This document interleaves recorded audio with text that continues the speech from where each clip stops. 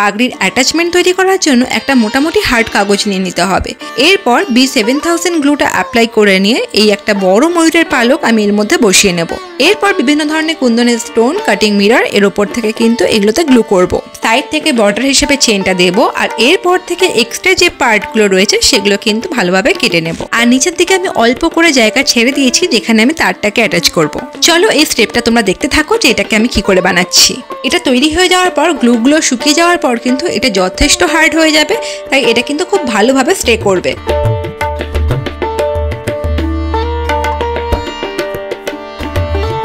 এরপর উপর থেকে দেখো আমি এটা আরো সুন্দর দেখানোর জন্য একটা অর্ধচন্দ্রের যে কাটিং মিরর আসে সেটাকে গ্লু করে নিয়েছি হট গ্লু দিয়ে, আর ব্যাক সাইডের নিচের দিকে একটা তার অ্যাটাচ করেছি যাতে এটা আমি সামনে ফ্রন্টের দিকে লাগিয়ে নিতে পারি।